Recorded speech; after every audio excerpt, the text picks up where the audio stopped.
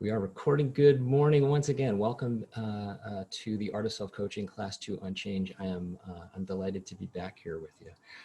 Before we dive in today, let me just highlight a couple of Zoom best practices that I think will serve us well both today and in subsequent classes.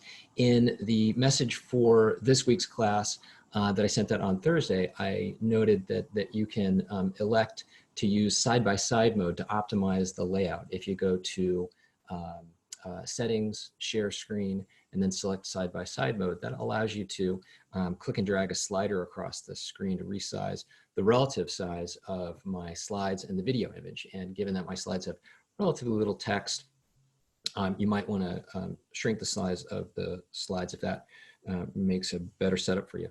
Also, I'm going to ask you to submit questions during designated times after each of the two conversations I'm going to ask you to hold with your partners today. I'll solicit questions. Please note that if you solicit questions during the other portions of the class, I'm unlikely to see them given that it's just me operating it here behind the scenes.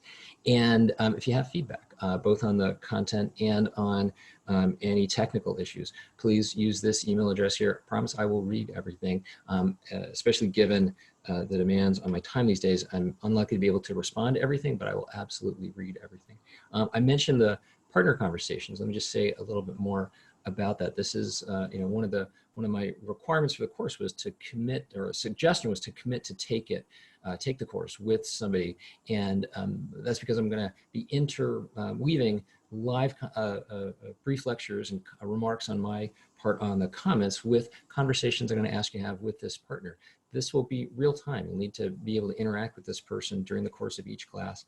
And if you're sheltering in place with somebody, you could do it in person. You could also have your phone at the ready or have a separate video call available. And again, in these conversations, I'd like you to experiment with the coaching process. In some cases, I'll set it up explicitly as a sort of a mutual discovery conversation, not a coaching conversation. But more typically, I'll encourage you to use the coaching methodology, the coaching tools that we talked about briefly last time, and that I will highlight again today very briefly. In response to some feedback last time, I'll make sure that there is an on-screen timer simultaneously with the questions that I'm asking you to explore during these coaching conversations, but use that timer to stay on track. Okay, here is our agenda. After our introduction, I'm going to have a few remarks on change and mindset.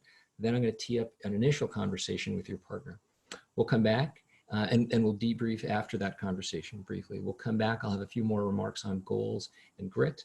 Then I'll tee up a second conversation with your partner. We will debrief that, and then I'll have a few remarks for next time. Please note this rhythm should start to feel familiar to you, this idea that we will be switching between modalities. I'll have a few remarks, you'll have a conversation. I'll have a few remarks, you'll have another conversation. My aspiration here is that you're going to learn more with each other, in dialogue with each other, than you will just from me talking at you for the entire time. Quick reminder, here are the working agreements that I laid out that I asked us all to kind of sign on to last time. I'm giving my best. This is obviously not a job to me. I'm really committed to this body of material, and I believe deeply that it has the potential to offer us all some support during difficult times, especially during this difficult time. I'm very open to your input as to how it could be improved, how I could do a better job. I'm also very committed to ensuring that we don't run late. We will end on time. And here's what I'm asking in return. Start on time. Starting next week, there's going to be relatively little introduction. I'm going to throw you immediately into a warm-up exercise with your partner. I'm going to repeatedly ask you to challenge yourself. Sometimes I'll put this slide up explicitly to highlight, hey, this is an opportunity to be a little bit more candid, to be a little bit more vulnerable. But it will always be implicit. And I'd like you not always to do the hardest thing, but to just be mindful of the choice that you're making. I realize that we're all living in various circumstances that make it easier or harder to manage our distractions. The more you can do, though, to create an environment in which you can really be present with this material and really be present with your partner and minimize distractions, the more you'll get out of it. And because I'm asking you to talk about real and meaningful things with your partner, you will get more out of that if you both trust that those conversations will remain confidential. So, if we were in person, I'd say, can we all commit to this and ask for a nod? And so I'm just going to trust that you are nodding along, and thank you, brothers and sisters. All right, here is the warm-up for class prep.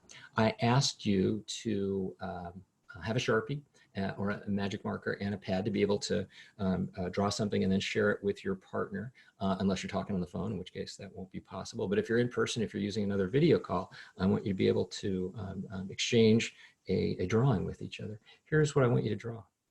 I want you to draw a pre-COVID-19 memory, something that is meaningful to you, something that you remember from before COVID-19. You've got 45 seconds. Your 45 seconds to draw a pre-COVID-19 memory begins now.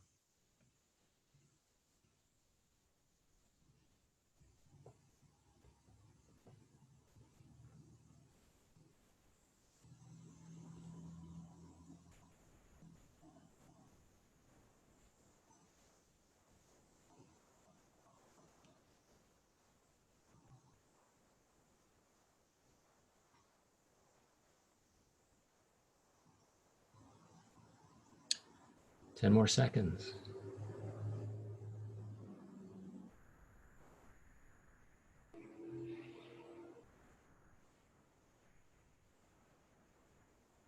Okay, I want you to hit pause on the drawing. And now here's the exercise.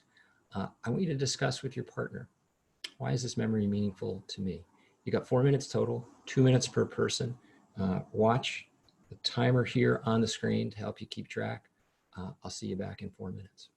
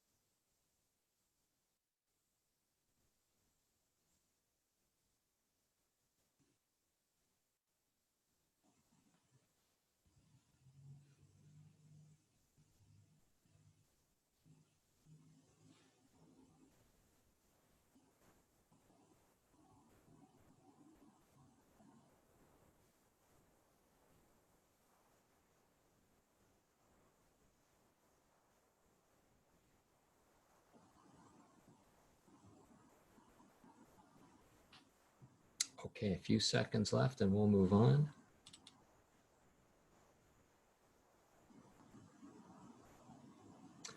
All right, wherever you are in your conversation with your partner, I'm going to ask you to hit pause. And let me just say a little bit about why do something like that. Well, first, I want to get you in the habit of talking with your partner frequently in these classes. I also want to get you thinking about some things. I want to get you thinking a little bit differently. And going back to that bell curve that we touched on last week, just getting you a little bit mentally stimulated this early in the morning. All right, the first concept I want to discuss is this idea of mental models. And to use it, I want to illustrate a corn maze. If you, like me, grew up in a semi-rural or rural area, then you may know what a corn maze is. A corn maze is exactly what it sounds like. Near the end of the growing season, late summer, fall, a maze is mown, carved out into a cornfield. And people go to the cornfield for entertainment, walk into the maze and get lost and try to find their way out of it. So in November 2011, true story, a family in Massachusetts went to a corn maze, wandered into the corn maze, got lost, and panicked. They grabbed their cell phones and called 911, and first responders swarmed the scene, and they discovered the lost family 20 yards from the exterior of the cornfield. So you might think that this family's sort of emergency management skills leave something to be desired, and you would be right. But let's not judge them too harshly. Because if you're in a cornfield and you get lost, then you just part the ears of corn, you walk through the stalks, and you get to the outside of the field. But if you're in a maze, you cannot do that because the walls are solid. The point of this story is to illustrate the fact that our perceptions shape reality. How we define an experience has a big, powerful influence on how we experience the world and our emotional response to the world. This is also a factor in how we see ourselves. Our mental models about ourselves affect how we see ourselves. That's absolutely the case with change and our sense of our capacity to change. So here I'm drawing on the work of Kurt Lewin and Edgar Schein, two eminent humanist psychologists. Kurt Lewin was an emigre who here in the United States in the late 1940s, he developed what's known as the T group methodology, which you have any exposure to T groups at a place like Stanford, where I used to be involved with them. Well, he's the man you can thank because in 1946, he devised the first T group. Edgar Schein, who we talked about last week, 10 years after Kurt Lewin died in 1947, Edgar Schein did his PhD at Harvard, kind of drawing on the same body of work. And they're asking these questions. Also important to note that Lewin and Schein, they're coming out of the humanist tradition. They're not social psychologists in the way that we think of them today. They're not doing research and running quantitative experiments. This is a very sort of metaphorical approach. And a number of the ideas that we'll talk about today have a sort of metaphorical dimension. It doesn't mean that they're irrelevant to the more data-driven social psychology that we'll be making use of later on in the course, but it's important to recognize these ideas, they are mental models. And to the extent that we can adopt them and find that they feel relevant to us, they will shape our experience. So these questions, Lewin and Schein answer, in part by recognizing that, well, first, change is difficult because behavior is relatively stable for most of us under most circumstances because we're frozen in patterns. Now that feels negative in some way. It's how we should be more open to change or willing to change. And yet I'm asserting this is useful. It's useful. This idea that we are frozen in patterns and our behavior is relatively predictable. This is useful for a number of reasons. First, it's economical. It's intellectually economical. When we are entering into a situation and we have a sense of how to behave, we can click into a sort of behavioral subroutine. We don't have to make a conscious decision at each and every moment about how to respond. This is also easy for other people to interact with us. You may be familiar with the work that Google's done in their rework project on what makes an effective manager. And near the top of that list, consistency in behavior. It allows other people to experience us as predictable. And so they're expending less energy in how to interact with us. And yet, we find ourselves in circumstances where change becomes necessary and the driving force favors it, restraining forces resist it. And because of the value of having a degree of behavioral stability, the patterns that we enjoy keep these forces balanced. And so if we want to change, if we want to be more open to change, we have to go through some kind of unfreezing process. There are a set of conditions that make that likely. One is the presence of what Schein calls survival anxiety. A driving force that favors change is this idea that I have to change in order to achieve my goals. There may be some version of that at play for you in participating in this course. You said, well, maybe I'll learn some new ideas about how to manage myself, how to coach myself, how to interact with others, and that will allow me to be more successful, to accomplish my personal or interpersonal goals. At the same time, we often experience a degree of learning anxiety, which is a restraining force, using Schein's term, learning anxiety. The idea that change, that some kind of behavioral change, it means a new identity, or we might suffer some loss of self-esteem, because if I am acting differently going forward, that means in some way that my past behavior, my past approach was problematic. So how do we change? Do we increase the survival anxiety, or do we decrease the learning anxiety? Well, the fact is that both are necessary. The threat that we experience, the sense of discomfort that results from survival anxiety, has got to be balanced by sufficient psychological safety to decrease learning anxiety. So here is a very metaphorical way of representing this interlocking set of ideas. This is, I think, this is basically one of the only equations I'm going to put on screen. I am an MBA. I'm not that kind of MBA. And in keeping with this idea of this being a mental model, I want you to think of this as metaphorical. Change occurs, unfreezing is possible when there's sufficient psychological safety, under conditions of psychological safety. There is sufficient survival anxiety to overcome learning anxiety. And note, poor managers often sort of make ineffective use of this, because what they seek to do is crank up survival anxiety, crank up a set of anxiousness and fear, and they fail to pay attention to the conditions of psychological safety. What's going to be important for you as we explore these ideas in this course, certainly as you interact with others in the world, is understanding, how do I create necessary psychological safety for myself and for others to make change easier, to make it more possible? When I put this slide up, when I ask you to challenge yourself, what I'm doing is evoking a little bit of survival anxiety, helping you understand, look, if there's a learning opportunity here, if you challenge yourself, if you ask yourself, how might I do this? How might I be a little bit more candid? How might I make myself a little bit more vulnerable? But I'm also ensuring that you don't feel undue pressure to always do it the hard way. That would be too much survival anxiety.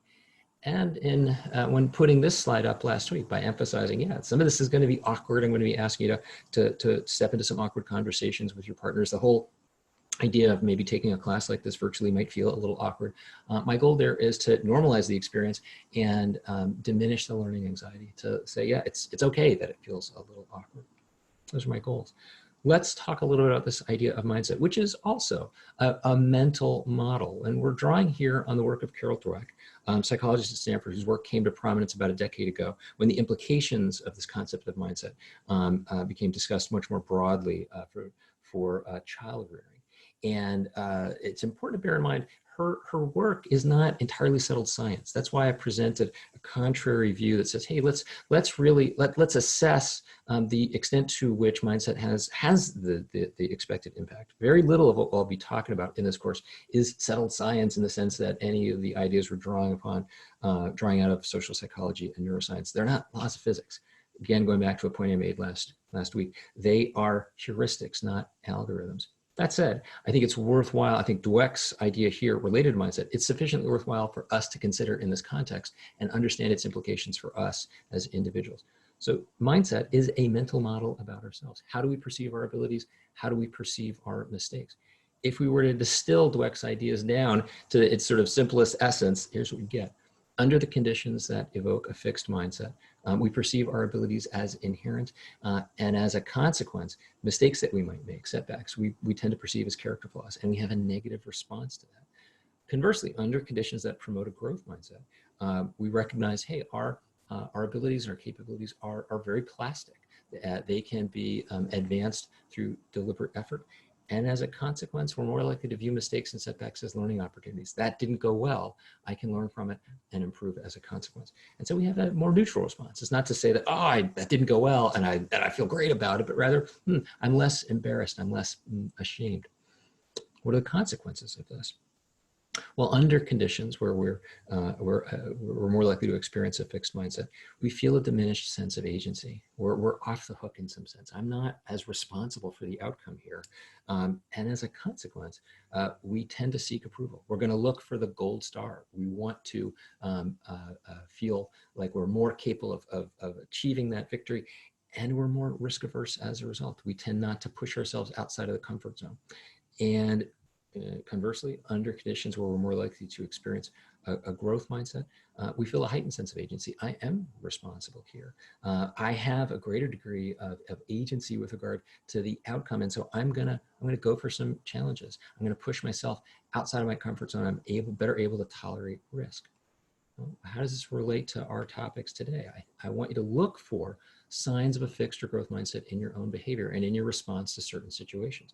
Note that we are all an intermixture of both. None of us are purely fixed or growth mindset. It's all about the environmental conditions and about the experience in our interpretations of a given situation that influence the extent to which we believe we are capable of affecting our own growth and development.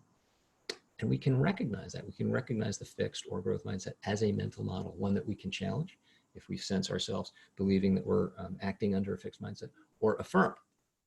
It's also important to bear in mind that a fixed mindset can be very comforting. We're off the hook. We have less agency. We have less responsibility. And so the outcome is somewhat out of our hands. Letting go of that can be a little threatening. This comes back to the idea that change is more likely when we experience a sense of psychological safety. Here are some ways to do that. First, try to lean into this idea that mistakes and setbacks are learning opportunities. Something doesn't go well, there is always something to learn from it. A very common theme in my practice is helping leaders conduct a postmortem on an experience that didn't go well. Let's understand why. Let's really, like, without merely apportioning blame, let's try to be very deliberate and thoughtful about understanding why something didn't go well. Let's also acknowledge that a new attitude or a new behavior, simply adopting that and trying that on, doesn't mean that we're adopting a new identity. We're merely experimenting. Lastly, recognizing that we are works in progress. Wherever we happen to be, in the journey of life, even at my relatively advanced age, critically important to think of myself as a work in progress. Case in point here. This is now my fourth virtual class. It's the first time I've taught online. I'm very much a work in progress, very much learning. By no means thinking that I'm that I've perfected this process. I know that there are lots of mistakes and setbacks I'm going to encounter along the way. They're all very much learning opportunities for me, hopefully for you as well.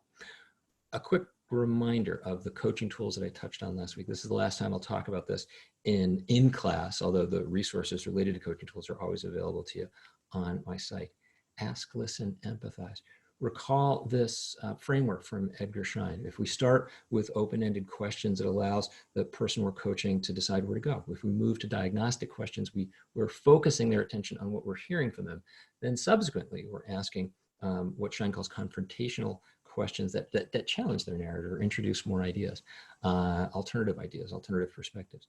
Given that we're having relatively short coaching conversations in this class, and then I'm framing those conversations with a couple of prompts, I'm going to ask you to focus on this set of diagnostic questions, rather than simply opening it up, what do you want to talk about, or rather than jumping into a confrontational question. Listen, understand what you're hearing from the other person, and then ask a question that focuses their attention on something you might believe is particularly important. Again, with regard to listening, bear in mind, hearing is not the same thing. Taking in data and processing it doesn't have the same impact. Your goal here is to make sure that someone feels heard. Related to that, a goal is to make sure that people feel empathized. And note that our habitual ways of expressing empathy can get in the way, can block empathy. So rather than saying, look on the bright side, or my problem's worse, or here's some advice, I'd encourage you to take these approaches alternatively. Avoid judgment. Sense the judgment that you might be framing for yourself in response to the concern or the problem that they're raising.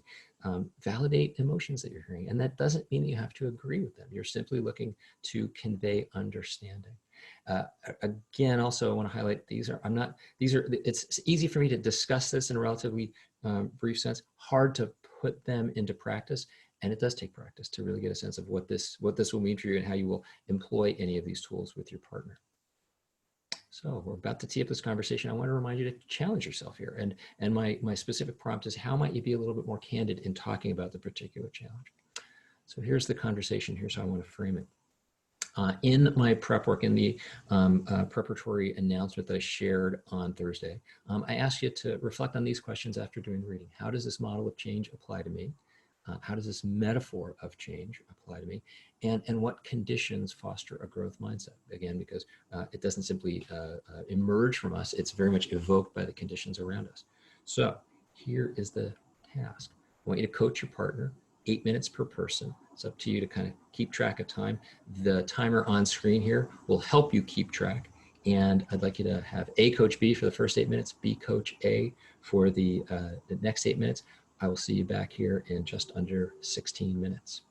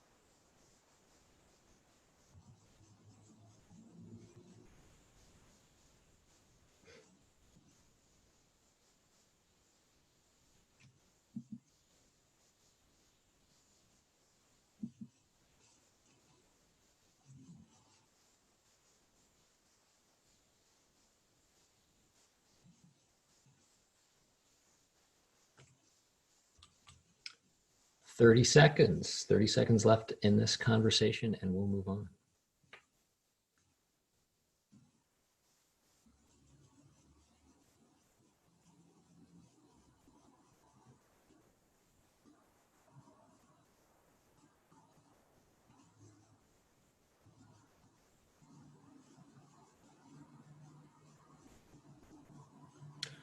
All right, wherever you are, I've got to ask you to hit pause in this conversation.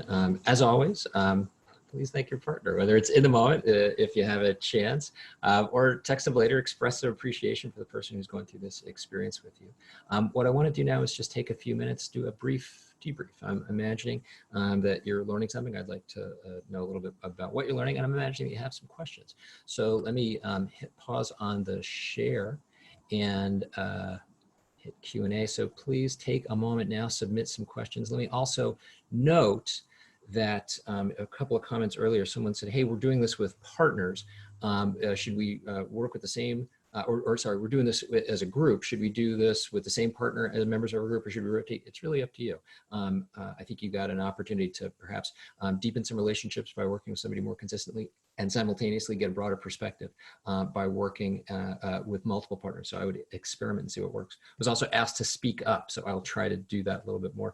And someone said, hey, can you put a slide back up? I'm given the nature of this experience, I'm not able to go backwards, but please note, first, every slide that I show today will be posted on my site very shortly after class. Also, most of the slides that I just showed you are on in one of the readings. So let me take a few minutes, see what questions we've got here. Okay, so let's see. Fabiola is asking, how do we avoid confirmation bias? Great question. And you know, going back to this idea of there are no algorithms to human behavior, just a set of heuristics. We can't avoid confirmation bias, but we can be mindful of it. That's a theme that I'll pick up in next week's class on attention, is the idea that many of the aspects of human psychology that we experience as bugs, we really need to think of as features for the species. So confirmation bias, hey, you know, we have a certain view in mind. I mean, a very simple way of explaining it. We've got a certain view in mind, and we're going to find information that reaffirms that view. There is no simple way to avoid confirmation bias or any of the other biases that we're prone to.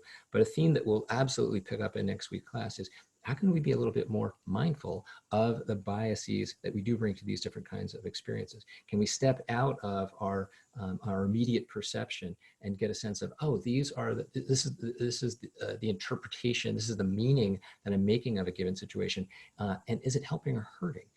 Is it allowing me to I mean, these cognitive biases in general, let's bear in mind, we perceive them as problems because the relatively small percentage of circumstances where they cause us a problem stand out in our minds. In general, I mean, we've evolved this very elegant way of thinking because it serves us well as a species. So the idea is not to obliterate confirmation bias. The idea is to be a little bit more mindful of what are the circumstances under which it tends to get me into trouble. Let me see what other questions we have here. Fernando says, hey, psychological safety seems to be a major aspect to be considered. Absolutely, and I cannot emphasize that enough. Psychological safety is particularly important in this context because if we go back to the sort of metaphorical equation that I'm using, in the absence of psychological safety, we're unlikely to be, we will remain frozen in a variety of patterns. And important to understand what are the conditions that tend to promote psychological safety for me as an individual. It's going to be extremely subjective. Something that I really emphasize when teaching this class to my MBA students who are obviously in a position where they're about to step into a leadership role, and certainly something that may be true for you as well, is understanding not just the conditions that create psychological safety for me, but how do I create psychological safety for others? When we're in a leadership role, people are looking to our behavior and assessing, hey, is this person reliable? Is this person trustworthy? Is this person safe? So getting a sense of how we begin to create psychological safety for others can be critical if we want to create an environment in which people are more open to change and willing to change. Also, let me emphasize, psychological safety does not mean being nice. Solving for psychological safety, creating psychological safety does not mean being nice. The person whose work I would refer you to is Amy Edmondson of Harvard Business School. She's the scholar on psychological safety, and particularly what it means in organizational life. I've written about her work in a variety of places, so you can search for Amy Edmondson, Edmondson, on my site. I also highly recommend her book. To keep us on time, to ensure that we do have time, I have to push on, but note that there will be another opportunity to pose some questions later in this class. So what I want to do is return to sharing the screen. And now that I have done that, let me push on. So I want to take a few minutes and offer some remarks on goals and grit, starting with goals though. So the work on goals, as I mentioned in one of the readings, this work goes back 40 plus years. And the sort of most well-known scholars, Latham and Locke, and there's a lot of research that supports the idea that goals are helpful. Goals support performance under certain conditions. One condition is when we don't feel conflicted. Very important to bear in mind. We can have counter goals. We can have goals that are mutually exclusive to each other. So bearing in mind, if that's the case, that our goals are less likely to support effective performance.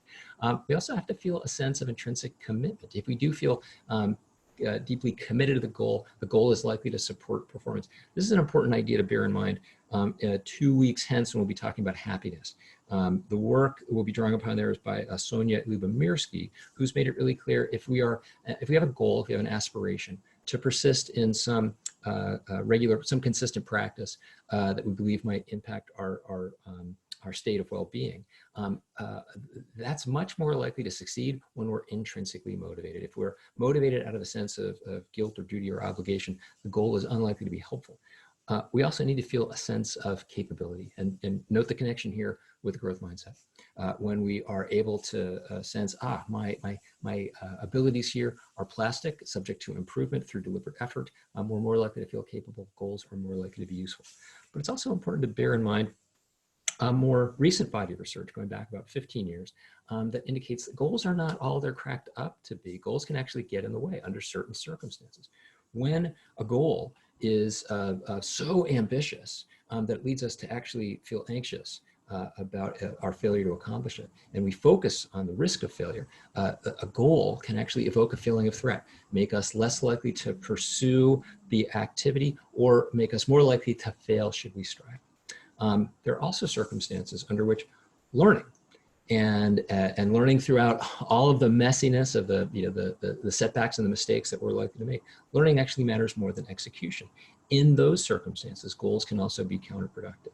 Now, of course, that's not always true. There are some circumstances where, hey, execution matters more. This is not about learning. You better have this mastered because you must accomplish this particular outcome. So I'm not suggesting learning should always trump execution, but note under certain circumstances, when it does, a goal can potentially be counterproductive. Also, very clearly, we know that under circumstances, at times having a goal diminishes our sense of enjoyment and intrinsic motivation in the activity itself. There is an industry, at least very prominent here in North America, that capitalizes on this. The fitness industry. Now, of course, gyms are empty these days anyway, but bear in mind under ordinary conditions, at the end of the year, a bunch of people make a whole lot of resolutions. They get very excited. They set goals for themselves to get healthy, get active, and get to the gym. That's why January and February, the gyms are full. But for a number of reasons, not just the fact that people have a goal, but for a number of reasons, the gyms start to empty out in late February and March. And one factor that we can attribute that to is the idea that a goal has diminished people's sense of enjoyment and intrinsic motivation in the activity of being physically active. There are a bunch of factors that also contribute to that, but some research shows that I point to in one of the readings I signed that goals can actually get in the way under these circumstances. So what's the relevance here? Well, first, we have to bear in mind that the body of research over the last 40 years that really prioritize how valuable goals are, can kind of frame goals as like nourishment. Goals are food. And I think the research over the last 10, 15 years offers a very different and more useful metaphor. Goals are prescription medicine. They're useful under certain circumstances. They are not useful under all circumstances. You wouldn't take prescription medicine as nourishment. You take it to solve a particular dilemma. I'd like you to think about goals as a way to develop some initial momentum. It can help you get started in an activity. But as I say in the metaphor in the piece I asked you to read, think of a goal as a tow rope. It might help you get started. You don't necessarily want to cling tightly to it. You may need to let it go once you've gotten moved on your own. Also really important, in setting a goal and then experiencing a failure or a setback, it's really important to get curious. And again, note the connection with a growth mindset. Under conditions that evoke a growth mindset, we're much more likely to feel a sense of curiosity. We don't necessarily feel good. We don't necessarily, oh, great, I failed, yay. But rather, we may get curious rather than feeling embarrassed or demotivated. We sense, what happened here? So when we experience a failure to accomplish a goal, getting curious about that and viewing the connection with the growth mindset, particularly important. Let's talk a little bit about grit. Here, drawing on the work of Angela Duckworth, eminent positive psychologist from the University of Pennsylvania, who was also generous enough to share an excerpt of her book, Grit, with us. And she's asking this primary question: who succeeds and why? What underpins that success? Well, biggest kind of headline here is that perseverance matters. And we're not just talking about short-term intensity. We're not just talking about saying, hey, I've got to pull an all-nighter or pull a sprint. It's going to be a tough couple of days, maybe a tough couple of weeks. Actually, what Duckworth is saying is long-term stamina matters. Long-term stamina in the face of resistance, in the face of adversity. That's what matters. Now, her work indicates that there's a positive correlation between grittiness, people who score higher on measures of grit. There's a positive correlation with achievement. There's also a negative correlation with talent, with sort of raw horsepower. So an open question is, well, are people who are more talented less persistent? Are they less gritty as a result because they may not have had the adverse experiences that are necessary to develop this kind of resilience? It's a very open question and important to recognize. Much of what Duckworth is exploring here, again, it's not settled science. I think it's sufficiently settled for us, for lay people, to kind of take these ideas and begin to experiment with them. But nothing here is settled like the laws of physics. However, one of the things that we do know is that deliberate practice is a key. It's a key in achievement. And work that we're drawn in here, done by Anders Ericsson, led a team at Cal that was popularized as the 10,000 hours rule. Now, Anders Ericsson has criticized much of how that material is framed, because he's saying it's not just about the number, nor is it about the raw input. It's about the quality of the input. Deliberate practice, going into an experience with a plan, with an idea to focus on a particular area of development and growth. What we know from Duckworth's work is that people who, and Ericsson's work, is that people who are grittier, people who score higher on these measures of grit, they tend to practice more. So a conclusion that we can draw is that people who are high achievers have this combination of talent and grit. It's not that high achievers are precluded from being, not that talented people are precluded from being gritty, but rather, an interpretation of achievement may be some combination of the above. So what are the implications for what we're talking about here? First, have to emphasize these are tentative findings, as is so much of the social psychology that we'll explore in this course. Growth mindset, optimism are key. These are important ideas to bear in mind for our upcoming classes on emotion and the segment on resilience in our sort of conjoined class on resilience and vulnerability. Duckworth also explores this question, though, of, can grit be cultivated? Can we, rather than simply having it be, derive from our received experiences, can we be more deliberate? And her, again, tentative suggestions are yes. These are the qualities that seem to, that we can deliberately focus on to experience greater persistence in the face of adversity, to be grittier. That then begs the second order question. Well, how do I cultivate interest, purpose, and hope? Those are questions I hope you'll bear in mind, because we will explore them in a variety of ways in subsequent classes. There's one really clear conclusion that we have to emphasize. Willpower is not enough. Willpower is insufficient. We cannot simply bear down and through conscious, deliberate effort compel ourselves to persist in the face of adversity. We need help. We need structures. We need habits. We need routines. And that's very much a theme that we'll return to in next week's class on attention, bearing in mind that the experience of deliberate focus, of directing our attention toward a desired goal, we experience as depleting. That's one of these features of our psychology that we often experience as bugs. So just willing ourselves to persist, trying to deliberately be gritty is typically inadequate. What we need, structures, habits, and routines. And so an aspiration I have for this course is that a byproduct of it is that you start to get a sense of, well, what are the structures, what are the habits, what are the routines that I need that will allow me to persist and be grittier. With that, I want to tee up another conversation. Second half of the prep work that I asked you to consider. How might I use goals more effectively? With this idea in mind that goals are not simply nourishment. Goals can actually be counterproductive under certain circumstances. Goals are prescription medicine. I'm not saying throw goals out the window. That is a stance taken by some thinkers these days. That's not at all what I'm asking you to contemplate, but rather, how might I employ them deliberately, making use of some of the downsides and the counterproductive dimensions of goals. Also, how does my mindset affect my grittiness? The conditions that evoke growth mindset, I am suggesting here, are likely to allow us to be more open to change, and as a consequence, be more comfortable persisting, be grittier, and employ a mindset of deliberate practice through difficult experiences. So that's the conversation I want to tee up. Again, you're going to have 8 minutes per person, A coaches, B coaches, A. I'd like you to explore these questions. You got 16 minutes for this conversation. I'll see you back here in 16 minutes.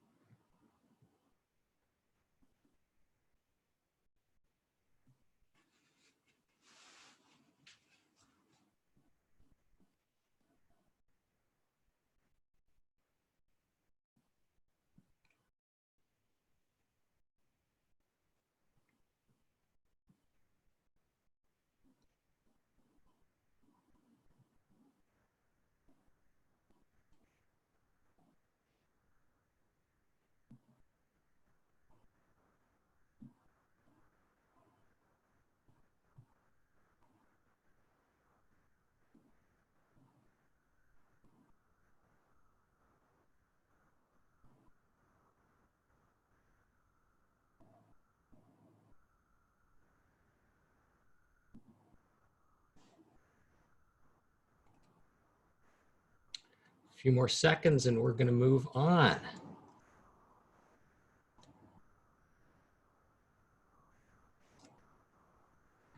Okay, what I've got to do is now ask you to hit pause in your conversations. As always, please remember to thank your partner and express our appreciation for this person who's sharing this experience with you.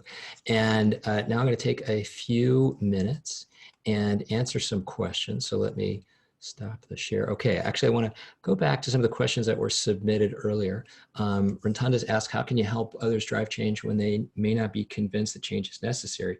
Here, I go back to that equation. Change becomes easier for us when there's just enough survival anxiety to overcome the learning anxiety we experience, and that's much more likely under conditions of psychological safety.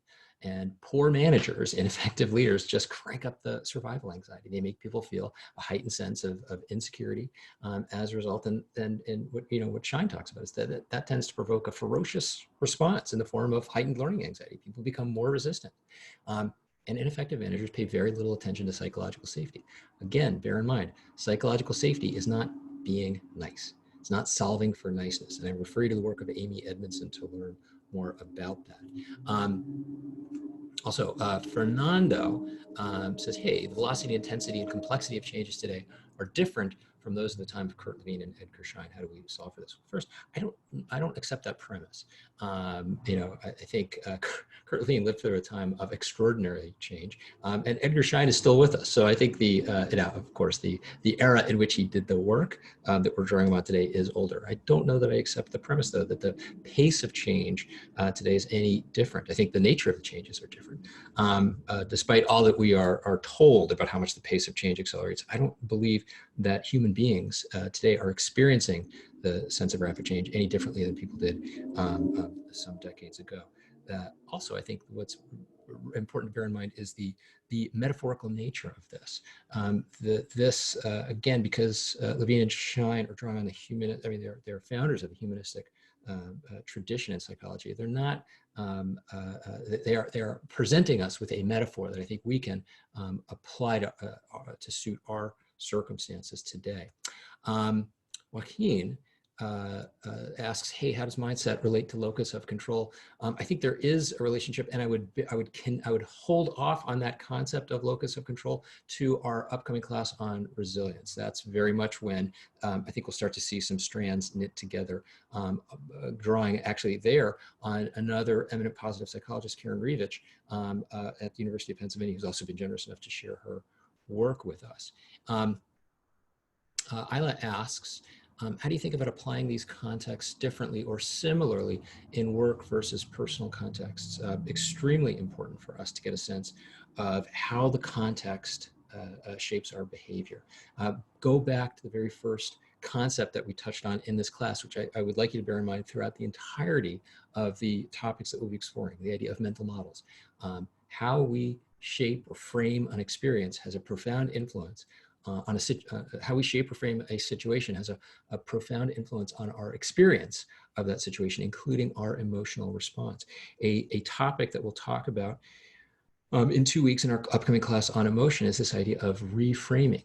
What psychologists call cognitive reappraisal, entering a situation with a sense of its meaning and its interpretation, including our sense of ourselves, and framing it in a certain way, deliberately and consciously, to allow us to better achieve our goals. On that note, we do this all the time. We just do it at a subconscious level. And we do it very much in different ways with regard to work versus personal circumstances. So what is the framing? What is the meaning that we're making? What is the interpretation of a personal versus a work situation? How are we assessing ourselves? What are the mental models that we apply to ourselves in work versus personal situations? There's no simple answer as to how to reframe it in a way that allows us to achieve our goals, but just noting, am I interpreting a given situation? Am I showing up in a certain way? Am I interpreting myself in a way that's helping or hindering my ability to achieve my goals? Javier asks, how do you keep a growth mentality and avoid freezing for long terms in life? I would suggest that's not the goal here. It is quite ungrounding to live in an unfrozen state. It is, and again, let's remind ourselves, it's a metaphorical concept. I think it's applicable though, because under certain circumstances, we feel our behavior is less predictable. We may be more kind of subject to big mood swings as a result. We may be more open to change as a result. That can be helpful, but it's also tiring. It can be depleting. It can make us difficult to deal with for others. So there's value in returning to a frozen state, again, in a metaphorical sense, and having more predictable behavioral subroutines, having our behavior be more predictable to other people. The dilemma is that our life circumstances sometimes change around us, and our frozen patterns, our predictable, routinized, useful patterns become less useful over time. So the idea isn't to maintain ourselves in some kind of open-ended, unfrozen state, because returning to that more predictable state serves a purpose. The idea is just not to get stuck there. Alex says, hey, are there circumstances that in your experience are particularly conducive to a growth mindset? Absolutely. Psychological safety. When we feel a sense of, hey, I'm not going to be punished, or it's okay for me to explore and experiment, we're much more likely to view mistakes as learning opportunities.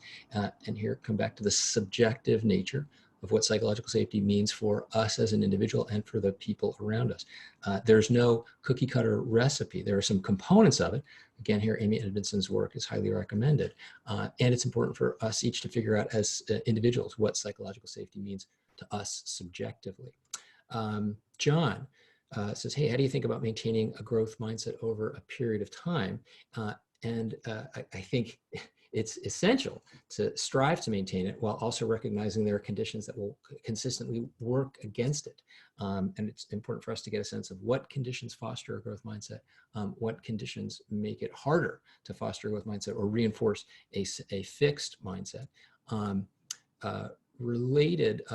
Lawrence says, hey, could there be a benefit to fixed mindsets because you focus on what you're naturally gifted for and will receive faster positive feedback from? I would like to distinguish between focusing on strengths, which is absolutely a principle that I believe in, especially the later you get in your career, the more senior you get. In our next to last class on success, I'll be drawing on the work of Peter Drucker, the great management thinker of the 20th century, who gives us a strong encouragement to focus on our strengths, to understand what we are truly gifted at, where we can deliver excellence. And that is distinct from a growth mindset. A fixed mindset simply says, my abilities are inherent and cannot be changed. Now, there's ample neuroscience research that says that's just not the way the brains work. The brains, we are neuroplastic. Our brains are subject to change throughout our lives. We had a kind of a poorly understood model of neurological development for decades that suggested, we're extraordinarily neuroplastic up to a certain age. And then that is, of course, true. But the old way of thinking was that, well, and then our brains essentially ossify, as the rest of our bodies tend to do. That's actually, the same does not hold true with the brain.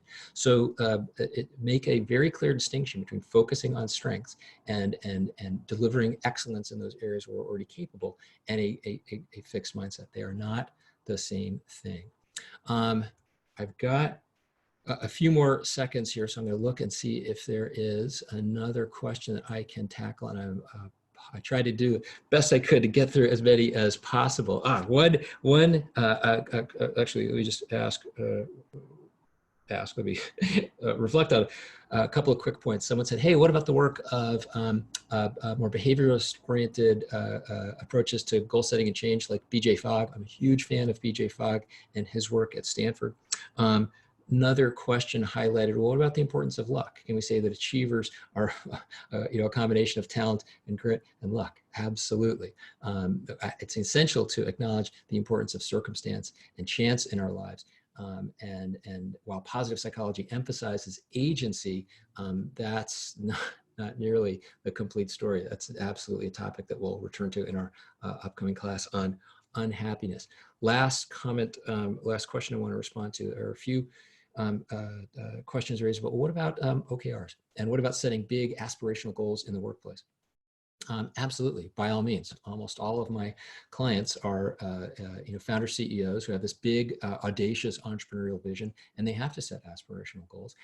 And I would suggest the research demonstrates it's more likely to be successful when we create an environment of psychological safety in which we're, and again, that's not being nice. That doesn't mean being nice, because you have to challenge people, have to hold them accountable. But if you can do so in a way that also creates an environment in which it's safe for people to experiment, they're more likely to be to take on some big risks, which of course is connected right back to the idea of a growth mindset. So I want to push on and have a few final comments for next week. Let me just summarize first a few thoughts for right now.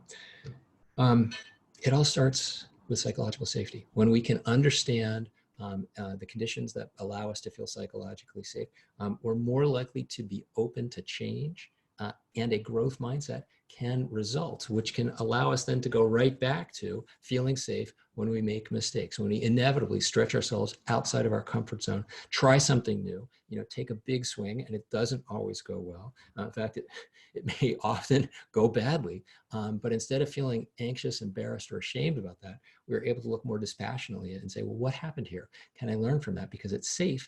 That may allow me to change, which again fosters a growth mindset. Grit then can be a virtuous byproduct of this virtuous cycle. Now, so much of the work that we touched on today, again, there's a lot of research that bolsters it, and none of it is entirely settled science, and none of it is universal. There are no algorithms here, just heuristics. That's very important for you to understand. How can I experiment with these concepts? What might they look like for me in my life? Last comment on self-coaching. The mental models that we hold about ourselves, our interpretations of ourselves, what we believe about ourselves matter, because they shape our experience in the world. These mental models are usually invisible to us. We don't step out of our experience very often and get a sense of, well, what are the assumptions that I make about myself and my abilities? That's why some kind of ongoing dialogue is essential. Here's where coaching is particularly important, and it's one reason why I say self-coaching is social. We need the interpersonal dialogue to allow us to surface the assumptions that we hold about ourselves and the mental models that are governing our sense of ourselves and how we experience the world. Journaling and any kind of written work can be particularly helpful, because it takes the abstract ideas that are just cycling through our brain, renders them a little bit more concrete. Again, allows us to kind of step out of that experience and reflect upon it. Reflection is quite useful, something that you're doing in the course of reviewing these materials and preparing by considering the questions I'm asking you to prompt. But ensuring that you're weaving, reflection is insufficient, I would say, simply because it doesn't do the requisite, it's not nearly as effective at surfacing our implicit mental models as coaching and journaling. For next time, class on attention. I'm going to talk about ways of thinking, this idea of system 1 and 2, popularized by Daniel Kahneman, but not original to him. The topics of mental control and attention management. There's also going to be a hinge between class 3 on attention and class 4 on emotion. Emotions are attention magnets. It's a concept I'd like you to bear in mind. You're going to need your phones, and there's a worksheet that will allow you to prepare for the conversations that I'll tee up in next class. Finally, videos from today's webinar video and slides will be posted on my site as soon as they are available. That's it. It's 11:29. I've kept my promise to end on time. I've enjoyed spending the last hour and a half with you, and I'll look forward to seeing you here again next week. Have a good week, and please be safe and stay well.